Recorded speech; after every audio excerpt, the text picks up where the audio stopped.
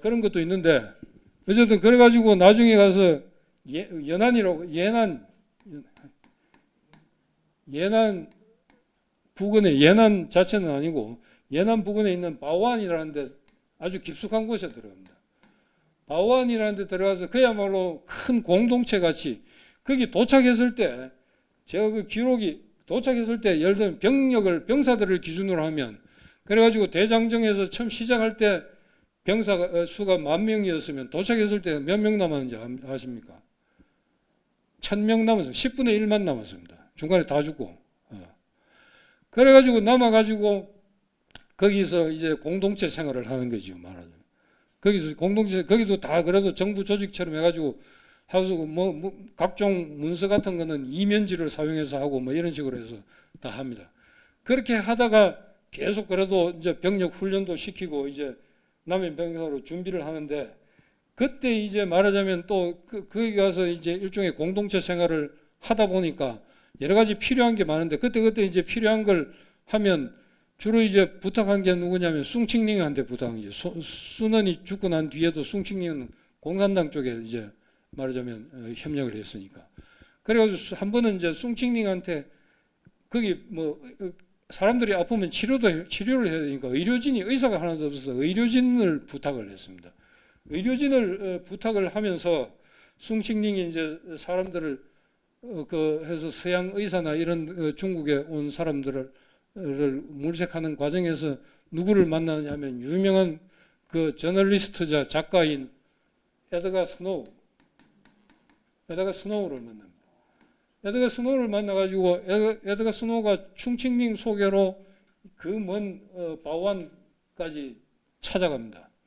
그 중국의 이런 활동 상황은 널리 알려지지 않아도 외국에도 다 어느 정도 알려졌으니까. 근데 뭐 잘은 모르죠. 소문 정도지요. 그래서 에드가 스노우가 바오안에 들어가서 이제 모택동이 상당한 신임을 얻습니다. 둘이 굉장히 친해지게 되죠. 모택동이 마오쩌둥이 전적으로 신뢰를 하게 되죠. 그래서 이례적으로 아무한테도 그런 적이 없었는데 거의 매일 저녁 밤에 이제 일과가 끝나면 만나가지고 자기의 옛날 이야기를 들려줍니다. 옛날 태어났을 때부터 자기의 일생에 관해서 그 다음에 자기의 사회주의 사상에 대해서 쭉 이야기를 하면 그걸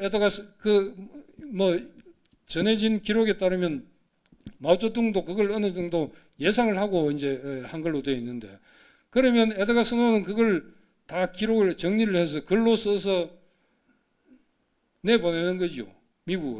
영국으로 미국으로 내보내는 겁니다. 그러면 그게 에드가 스노우의 글이 영어로 찍힌 다음에 그게 다시 중국어로 역수입되는 거죠. 그럼 해외에서 알려져서 중국 사회에도 이게 알려지게 되리라는 걸 어느 정도 의도했다는 뭐 그런 기록이 있는데 그렇게 해서 실제로 그렇게 해서 나중에 그 글들을 모아가지고 단편적으로도 소개를 많이 했지만 그게 나중에 완성된 거로 나온 책이 중국의 붉은 별인 거죠. 중국의 붉은 별. 그건 지금도 뭐 우리나라에도 많이 팔리고 있죠. 현재까지도. 그래서 이제 그걸 보고는 서양 사람들이 모택동이라는 사람에 대해서 인식을 하게 되고 관심을 갖기 시작한 겁니다. 그래가지고 꽤 이런저런 유명한 사람들이 중국으로 모택동 만나러 찾아오기도 합니다. 찾아오기도 하고 나중에 이제 여기를 떠나고 난 뒤긴 하지만 뭐 예를 들면 헬밍웨이 같은 경우에도 취재차 자기 부부 동반으로 가기도 하고 뭐 하여튼 그런 일들이 벌어집니다. 그래서 그런 과정에서 이제 잘 아시다시피 1900 만주국 설치 이후에 37년부터 본격적으로 이제 중일 전쟁이 벌어지게 돼서 중국 전역이 뭐 식민지화 사실상 되다시피 하는 거죠. 주요 지역은. 그렇게 해서 이제 그 사이에서도 이제 뭐 여러 가지 많이 벌어지게 일들이 일어납니다만 중국이 워낙 땅이 크다 보니까 중국 전역을 식민지화 하려고 하다 보니까 일본에도 문제가 많이 생겼죠. 그래서 깊숙하게 들어가면 갈수록 이제 보급도 어렵고 뭐 완전히 장악하는 게 힘들어진 데다가 밖에서의 이제 연합군하고의 전쟁이 계속 미드웨이 해전 이후로 계속 몰리다 보니까 점점 양쪽 다 중국 쪽도 어렵고 태평양 쪽도 어렵고 전부 다 이제 위기에 처했고 결국은 지난번에 본 대로 1945년에 이제 8월 10일에서 14일 사이에 사실상 포츠담 선언을 수락하면서 사실상 무조건 항복을 받아들인 결과가 되고 완전히 패전하게 되는 것이죠. 패전하면서 이제 중국 내부에는 다시 이제 또 뭐 혼란이죠. 그래서 국민당 정부와 국민당이 장악을 해야 되는데 문제는 뭐냐면 이 공산당이 이제 문제죠. 공산당은 이 틈을 타서 이제 그때 군대를 홍군이라고 했거든요. 그래서 붉은 별인데 홍군인데 마오쩌둥의 군대는 홍군인데 이게 이제 일본군이 철수를 하면서 그게 다 무기 같은 걸 들고 가지는 않잖아요. 도망가는 사람들이. 그러니까 그 접수를 예를 들면 연합군 측에서 이제 뭐 하지만 중국 쪽은 뭐 연합군의 직접 명령이 멱쳐들기도 힘든데 미국 쪽에서는 항상 그 전에도 보면 공산당하고 이 패전, 이 해방 이후에도 마찬가지입니다만 이 장개석 쪽을 지원할 것이냐, 모택동 쪽을 지원할 것이냐 항상 이걸 명확하게 결론을 못 내렸어요. 이쪽이 나은 것 같기도 하고 저쪽이 나은 것 같기도 하고 결국 장개석 쪽이 좀 더 위에 있고 결국 그쪽으로 갔습니다만 그런 상태에 있었는데 결국 이제 연합군 측에서는 도망가는 일본들은 전부 뭡니까? 국민당 정부에 항복하라라고 지시를 했지만 그게 잘 안 되는 이유가 소련이 참전을 했지 않습니까? 8월 8일에.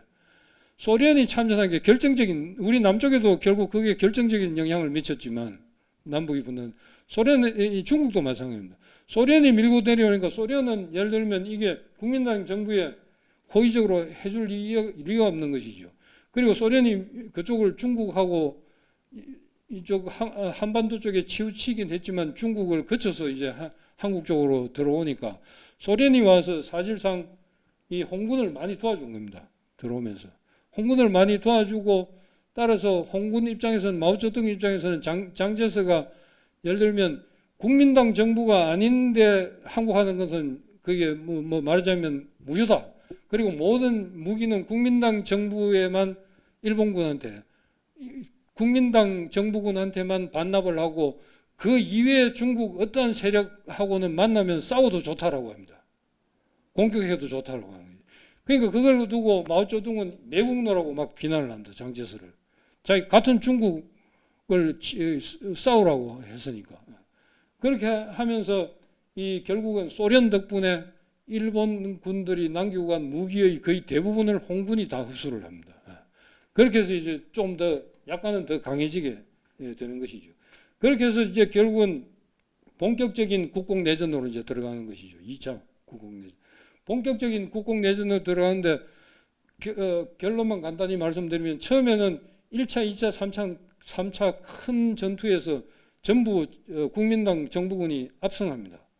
그래서 사실 그것도 끝까지 나갔으면 국민당이 당연히 이겼을 것 같긴 한데 어떻게 됐는지 모르지만 네 번째 린비아오가 본격적으로 나서면서 극적인 역전성을 거두죠. 그 마지막에 결국 우리가 뭐 하다가 마지막에 끝판에 한판으로 결판을 내듯이 그 마지막에 이제 공산당이 승리함으로써 국민당은 일어서기 힘든 상태에 이르게 맙니다. 그래서 이제 과정을 생략하고 그런 절차를 밟아가지고 장개석은 결국 도저히 안 되겠다 해서 주변의 권유를 받아들여서 도망가기로 한 거죠. 타이페이로, 대만으로. 대만은 아시다시피 옛날에 일본과 마찬가지로 중국은 일본보다 항상 늦은 건 없었으니까 일본도 그 이전에 옛날에 이미 아까 제가 말씀드리기 전에 옛날부터 포르투갈이나 스페인 사람들이 왔다 갔다 했거든요. 그래서 그 주변에 이제 항해를 하던 포르투갈 선원이 그 대만 섬을 배 타고 지나가다 발견하고는 포모사라고 외칩니다. 그 포르모사가 뭐냐면 지금도 보시면 대만은 타이완이라고 하지 않고 포르모사라고 영어로 많이 합니다. 이 포모사가 뭐냐면 이거는 영어인데 당시 스페인어로 포르투갈어로 아름답다라는 뜻입니다. 그래서 그게 이제 대만을 지금도 포모사라고 하는 겁니다. 그렇게 해서 이제 대만으로 갔는데 주변에서 대만으로 권유한 이유는 뭐냐면 대만은 좀 일단 꽤 본토하고 좀 떨어져 있는 데다가 중국에는 당시에 해군이 없었기 때문에 안전하다. 이렇게 해서 군유를 한 겁니다. 그렇게 해서 1949년 12월에 이제 완전히 대만으로 가버리는 거죠. 장개선. 가기 전에 이제 우리가 보통 옛날에 많이 알려지긴 지금도 대만에 가면 제일 유명한 게 타이페이에서 제일 유명한 게 뭡니까? 박물관, 고궁박물관. 박물원이라고 되어 있는데 한자로. 근데 거기에 이제 장개석이 가면서 중국에 있는 보물은 다 들고 간 걸로 되어 있는데 실제로는 그렇지는 않습니다. 그거는 이때 도망가길 때 대비해서 한 게 아니고 일본군 침략 때문에 원래부터 그런 것들을 좀 보호할 필요가 있다고 생각돼서 그 전에 이미 한 2년 전부터 준비를 해가지고 큰 그 나무 상자 1만 몇 개를 한 2만 개 가까이를 만들어 가지고 중요한 문화재를 거기 포장을 해가지고 난징으로 그다음에 또 일부는 난징 그다음에 충칭 이렇게 그 이전부터 옮기기 시작했던 겁니다. 옮기기 시작했던 걸 포장은 돼 있고 하니까 그걸 갈 때 이제 또 배로 미리 보내가지고 타이완에 갖고 왔는데 그 일부 통계에 의하면 갖고 간 게 말하자면 박물관에 전시할 만한 그런 중국의 유물 중에서 한 20% 정도에 해당한다고 합니다. 그렇게 해서 이제 난징 정부가 됐는데 아까 말한 그 이제 헌법 대강은 결국 중국에서는 하나도 제대로 효력을 발생하지 못하고 그대로 대만 정부의 헌법이 되고 만 겁니다. 대만 정부의 그 말하자면 자유민주적 사상을 기반으로 한 헌법이 되는 것이죠. 그러면 이제 그 다음에는 뭐냐?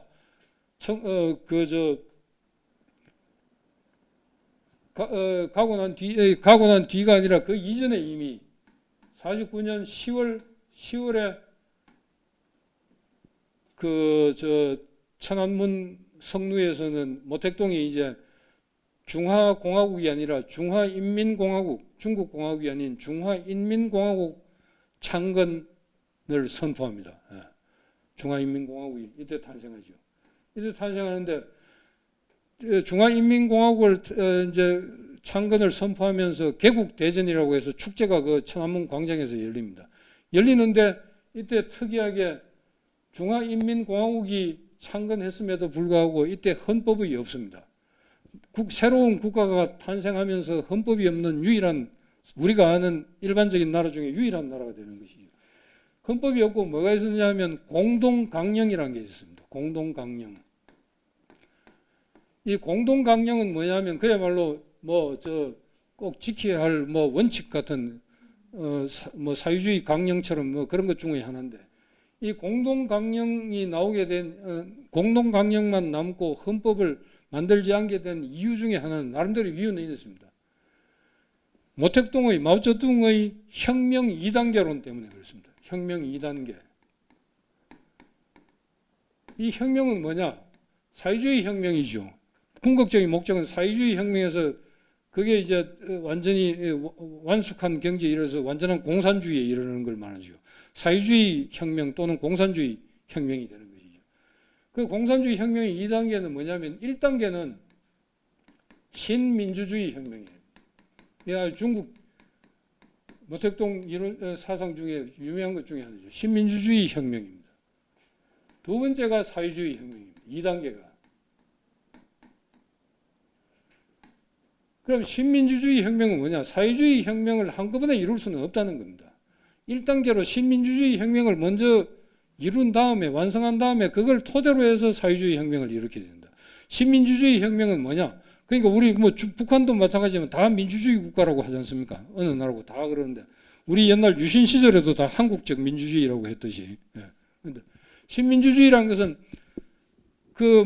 이미 유럽에서부터 우리가 익히 봐왔던 봉건잔재, 봉건적인 잔재를 일소하고 근대화로 들어선다는 것이죠. 그러니까 반봉건적이고 우선 반봉건 신민주주의라는 옛날 제도를 다 없애고 반봉건 그다음에 탈식민지 일본의 식민지 잔재를 완전히 없앤다는 겁니다. 그게 신민주주의 혁명입니다. 예.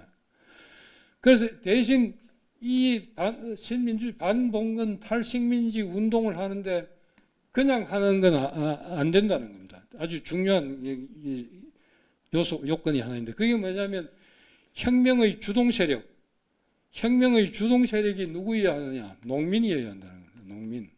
무산계급 중에서도 농민. 무산계급이어야 하는데 그 중에서도 농민이 주축이 되어야 한다는 그런 이론. 신민주주의 이론. 그 다음에 신민주주의 혁명이 완수가 되고 나면 그 다음에 그야말로 우리가 원하는 사회주의 혁명 단계로 간다. 이 차이가 뭐냐? 굳이 결정적인 거 하나를 말하면 신민주주의 혁명에서는 따라서 반봉건 탈식민지가 주된 목적이기 때문에 어느 정도 필요한 사유재산은 인정하는 겁니다. 사유재산은. 신민주주의 혁명. 어느 정도 과도기적으로 인정했다가 나중에 완전히 넘어가는. 완전히 사유주의화가 되면 원칙적으로 개인 소유는 없는 거죠. 특히 부동산 같은 경우에. 그죠? 전부 국유화하는 것이죠. 똑같이 나눠가는. 그리고 공산사회가 되면 완전한 평등사회가 된다는 것이죠. 이렇게 해서 이것 때문에 신민주주의 혁명 단계에서는 헌법 따위 필요 없다. 이걸로 충분하다는 겁니다. 그래서 안 만든 겁니다. 나중에 만들면 된다. 그 헌법은 필요할 때 우리가 만들면 되지 뭐 꼭 지금 만들어야 되는 중국은 그런 생각이 있었던 겁니다. 실제로 그런 의혹들이 남아 있습니다. 그러다가 이제 나중에 그렇게 해서 국가가 시작이 되는데 나중에 이제 어떤 일이 벌어지냐면 1953년에 유속이 그러니까 류샤오치를 모택동이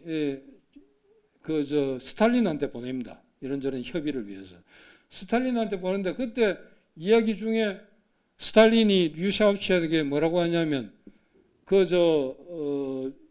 중국이 건국하고 난 뒤에 오랫동안 가장 어려워했던 게 뭐냐면 국제적인 인정을 못 받아서 그런 거거든요. 그게 뭐 예를 들면 국제적으로 예를 들면 외국에 또 똑같은 자기들하고 대등한 나라로 인정을 받아야 되는데 그게 어려웠던 겁니다. 그래 어려워서 그게 나중에 이제 반둥회의 같은 데서 잘 아시는 저원라이가 반둥회의에서 그 뭐 몇 가지 일로 크게 유명해지고 하면서 이제 점점 중국이 국제적으로도 인정을 받게 되는데 그때 이 스탈린이 뭐라고 말하냐면 초창기에는 그러니까 일부 이슬람 국가 이런 데서밖에 국가로 인정을 안 했는데 스탈린이 그때 류샤오치한테 말하기를 이 중국도 안 그래도 지금 서양 각국에서는 중국이 헌법도 없고 하니까 제대로 된 국가가 아니다. 그런 식으로 해서 자꾸 비난하고 하니까 그런 빌미를 주지 않기 위해서라도 빨리 헌법을 만들으라고 스탈린이 조언을 합니다. 그래서 돌아와서 마오쩌둥한테 그 이야기를 해가지고 바로 인민대표회의에서 준비를 해가지고 중국의 그러니까 사회주의 헌법이 1954년에 그 다음에 1954년 9월 달인가 9월 20일에 헌법을 채택합니다. 전국인민대표회의에서. 그래서 이때 헌법은 아까 말한 대로 러시아 헌법 이런 게 이제 모태가 되는데 보면 뭐 특별한 건 없고 전번에 러시아 헌법에서 우리가 몇 가지 봤습니다. 이때는 주권이라는 말을 쓰지 않고 국가 권력이라는 말을 주로 씁니다. 이게 뭐냐면 모든 권력은 국가 기관에서 그러니까 국가 기관에서 나온다. 뭐 이런 뜻입니다. 국가에 있다는 것입니다. 그러니까 국민에게 있는 게 아니라 국가 주권주의 전번에도 얼핏 말씀드렸죠. 그런 표현들을 쓰고 있는 게 이제 특색이라고 할 수 있고 그 다음에 이때 이제 하면서 뭐 헌법에 이제 그런 걸 둘 수도 있고 안 둘 수도 있지만 북한 헌법은 헌법에 이제 다른 나라 헌법 보면 뭐 애국가에 관한 규정, 수도에 관한 규정 이런 걸 뭐 국기에 관한 규정을 두는 경우도 있거든요. 그래서 이때 이제 오성홍기 지금 우리가 하는 오성홍기라는 걸 국기로 이제 정식으로 채택을 합니다. 그 오성홍기는 큰 별 하나에 작은 별 4개인데 큰 별은 공산당을 의미하고 작은 별 4개는 노동자, 농민, 그 다음에 또 어느 정도 재산은 있지만 가난한 사람들, 그러니까 소자본 계급과 민족 자본 계급 뭐 이렇게 네 개를 상징하는 걸로 했습니다. 그리고 이제 주석 대통령에 해당하는 국가 수반에 해당하는 주석에 이제 마오쩌둥이 임명되고 그때 창건 당시에 이 헌법 만들 때 당시에 창건할 때 당시에 그 헌법 만들기 전에 그건 뭐 건국때 이미 그렇게 됐습니다만 부주석은 류사오치하고 숭칭링이 부주석이 됩니다. 그 이전에 결정된 겁니다. 이 헌법 이전에 개국 때 이제 결정이 된 거지. 이렇게 해서 이 헌법을 만들어서 비로소 이제 근대 국가화가 되는 셈이죠. 청왕조가 멸망하고 한참 후에 적어도 뭐 몇 년입니까?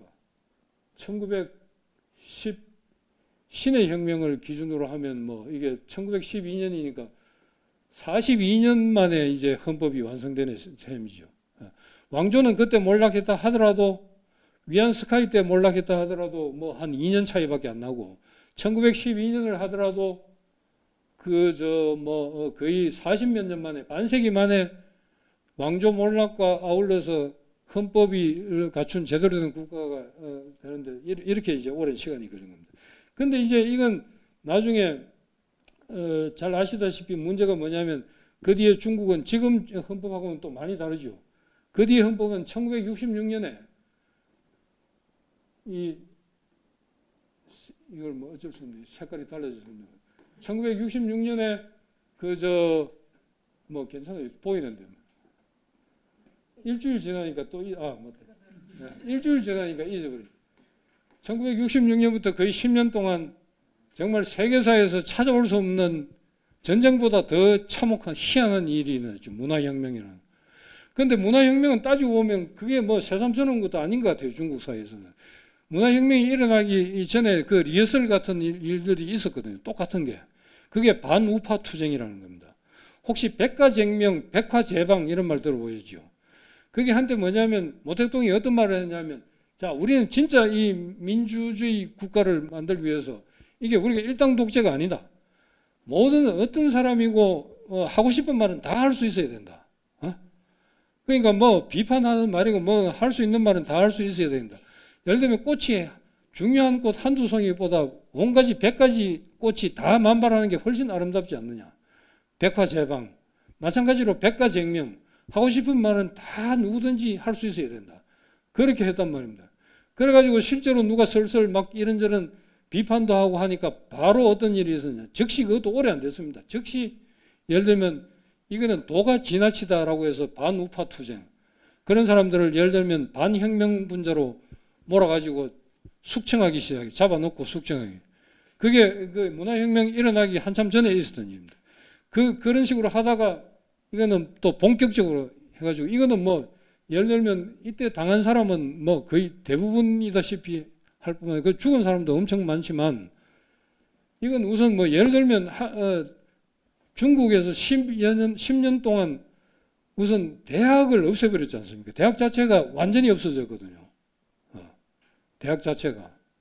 정말 뭐 세계사에서 찾아볼 수 없는 희한한 일이 벌어진 것이죠. 그렇게 됐고 여기에 대한 이런 그건 뭐 문화혁명에 관한 건 뭐 책도 많고 영화도 많지만 아주 두껍지도 않은데 정말 문화혁명이 어떤지 잘 사례 위주로 볼 수 있는 책이 있습니다. 그게 100사람의 10년이라는 책이 있습니다.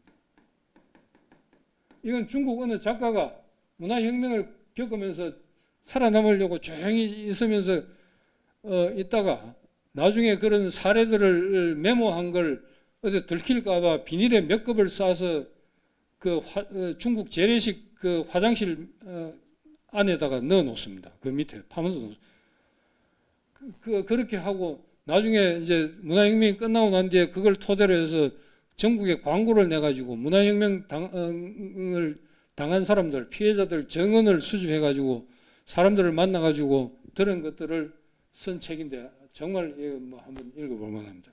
그렇게 해서 문화혁명을 거치면서 헌법을 문화혁명과 관련해서 헌법을 2차례 더 개정을 합니다.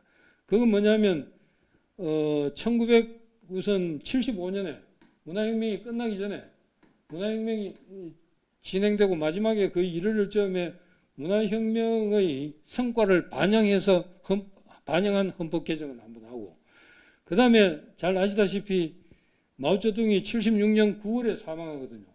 76년 9월에 마오쩌둥이 죽고 나니까 사인방도 이제 체포되고 처형되고 하면서 문화혁명이 끝나게 되죠.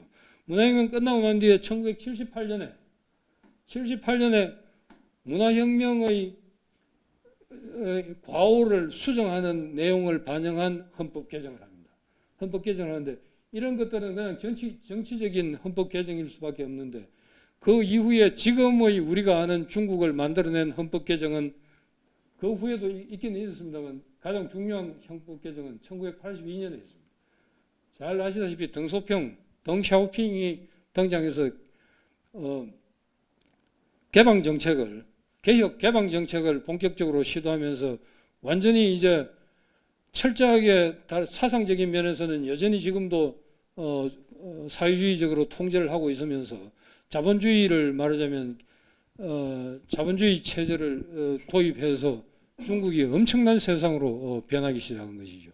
이걸 잘 알려주는 예가 딱 하나가 있는데 뭐냐면, 이게 1982년에 이제 덩소평의 그런 개혁 개방 정책을 담은 개헌이 이 헌법이고, 이 헌법이 모태는 지금까지 계속되고 있습니다. 그런데 아주 재밌는 거가 당시 현상이 뭐냐면 1985년에 중국의 새로운 기업을 하나 본격적으로 가동시키기 위해서 가동시키기로 했는데, 그 회사가 뭐냐면 하이얼입니다. 하이얼 잘 아시죠? 그러니까 중국의 세계적인 기업이 나중에 되는 우리나라 삼성전자, LG전자 같은 그런 전자제품을 주로 만들어내는 기업이죠. 하이얼을 이제 본격적으로 창업하면서 그 사장을 맡을 사람으로 장 루이민이라는 사람을 파견합니다. 당에서 이제 파견하는 것이죠. 사장, 당에서 임명하는 것이죠. 그래서 장 루이민이 새로운 그 경영 정책을 하면서 그게 한 40년 가까이 하다가 몇 년 전에 2010 몇 년인가 CEO에서 물러났을 겁니다. 그러니까 하이어를 완전히 세계적인 기업으로 만들어 놓았죠. 그렇게 만들 때 그 장루이민이 가서 그 기존에 있던 공장들이었는데 새 규율을 하나 발표했는데, 그 규율을 처음에 뭐 7가지인가 10가지인가 뭐 발표했는데, 그 중에 첫 번째가 뭔지 압니까? 전 종업원들은 공장 내에서 대소변을 보지 말 것이었습니다. 당시 1985년에. 그러니까 물론 제가 처음 중국에 간 게 지금 정확히 기억이 안 나는데 무슨 일로 갔는데 1990년대 초반에 갔거든요. 그러니까 그때 갔는데, 그때 중국의 난징에 그 난징 대학살, 일본군들 난징 대학살을 추모하는 그 난징 그 대학살 박물관이라고 했어요. 그냥 공적인 큰 박물관이죠. 그 박물관 안에 있는 화장실 문이 하나도 없었습니다. 마당에서 보면 다 보여요. 그래가지고 결국 호텔까지 갈 때까지 다들 참고 그랬는데, 그러니까 중국이 그러니까 이게 그 공장 부지 내 공장 안에서 대소변을 보지 말 것. 이때가 85년에 시작한 첫 번째 이제 말하자면 그 기업을 근대화하는 첫 번째 규칙이 그런 내용이 있습니다. 그렇게 해서 지금 오늘날의 중국이 되는데, 오늘날의 중국은 뭐 사실은 어떤 면에서는 우리하고는 비교가 안 될 정도일 겁니다. 아마 특히 원천 기술적인 면에서는 우리가 지금 팔고 있는 그 뭐죠? 반도체 이건 그야말로 제품을 생산해서 파는 것에 불과하죠. 예를 들면 우리가 삼성 핸드폰이 세계적으로 제일 많이 매출의 기준으로 하면 제일 많이 팔렸을 때도 있는데, 그 매출액의 90%는 미국 돈입니다. 왜냐하면 원천 기술에 대한 로열티를 지급하는 것이죠. 삼성은 그럼에도 불구하고 엄청난 이익을 남기는데, 그건 말하자면 삼성은 원천 기술은 하나도 갖고 있지 못하고 그 기술을 구현하는 기계를 만드는 장사에 불과한 거죠. 그런데 중국은 예를 들면 지금 세계적으로 슈퍼컴퓨터라는 게 있거든요. 슈퍼컴퓨터라는 기준이 딱 정해져 있는 게 아닌데, 우리가 1초에 계산을 몇 번 할 수 있냐, 더하기든 곱셈이든 뭐 뺄셈이든 1초에 할 수 있는 연산 횟수를 이야기하는데 옛날에 제가 보면 아주 빠른 컴퓨터 이야기할 때 1초에 연산 횟수를 100만 회를 했거든요. 예를 들면 1 더하기 2 더하기 3 더하기 이걸 100만 1 더하기 2를 한 번으로 치면 2 더하기 3 하면 두 번 뭐 이런 1초에 100만 회를 하는 걸로 했는데 지금은 예를 들면 슈퍼컴퓨터는 어느 정도냐 하면 1초에 그 계산하는 능력, 연산 능력이 얼마 정도 될 것 같아요? 10경회 이상을 슈퍼컴퓨터로 합니다. 그러니까 이거는 상상 초월 자체입니다. 그러니까 옛날에 그 유명한 출장 판매원 이론이라는 게 있는데 그 시간이 없어서 나중에 뭐 시간 나면 말씀드리겠습니다만 그게 계산하는데 98억 년인가 걸리거든요. 그게 1초에 사람이 계산하는 게 아니라 1초에 100만 회 연산이 가능한 컴퓨터를 이용했을 때 100억 년 가까이 걸리는 게 지금은 3일 만에 지울 수 있습니다. 그러니까 우리가 알고리즘 뭐 하는데 이 세상의 모든 그러니까 이 AI 어쩌고 하는 게 제대로 우리가 활용을 못해서 그렇지. 그리고 AI가 그냥 우리가 원하는 대로 다 해주는 게 아니거든요. 자기가 원하는 게 있으면 거기에 맞는 AI 프로그램을 따로 만들어야 이제 되는데 그걸 몰라서 그런데 어쨌든 세상이 그런데 1경도 아니고 1조도 아니고 1초에 10경회 이상 연상하는 걸 슈퍼컴퓨터라고 하는데 세계 1위는 몇 년 전에 1위 컴퓨터는 일본이 있습니다. 후가츠라는 일본이 57경회를 할 수 있었는데 재작년부터 미국 프론티어라는 슈퍼컴퓨터는 100경회를 돌파했습니다. 그러니까 이거는 뭐 아예 비교를 할 수가 없습니다. 비교를 할 수 없는데 전 세계 그게 제가 읽은 지금은 또 판도가 달라졌는데 제가 읽은 것 중에 세계 슈퍼컴퓨터가 그때 500대가 있었다고 하거든요. 추산하건대 500대인데 500대 중에 절반을 우리나라는 단 한 대도 없습니다. 500대 중에 절반을 중국이 갖고 있습니다. 중국이. 그 다음에 나머지는 미국하고 일본. 우리나라는 자체 개발한 슈퍼컴퓨터는 단 한 대도 없고 다른 데서 사갖고 온 게 전에는 석 대인가 그런데 지금은 뭐 한 7, 8대, 10대 넘었는지는 잘 모르겠습니다. 그 정도로 되어 있습니다. 그러니까 이게 중국이라는 게 이때 이런 형편에 있던 나라가 지금 현재 이제 사실은 우리가 정확히 파악할 수 없는 그런 나라로 변했는데 이게 이제 우리가 헌법 이야기하면서 이런 이야기를 하게 됐습니다만 이 중국이란 이 정치 체제는 헌법이란 걸 그야말로 국제적인 기준에 맞추기 위해서 구색을 맞추기 위해서 한 느낌은 분명하고 이게 헌법의 정신이랄까 헌법이라는 걸 추상적으로 우리가 인간들이 필요해서 만든 거긴 하지만 그 헌법 정신을 철저히 따라야 된다는 그런 생각은 없는 것 같아요.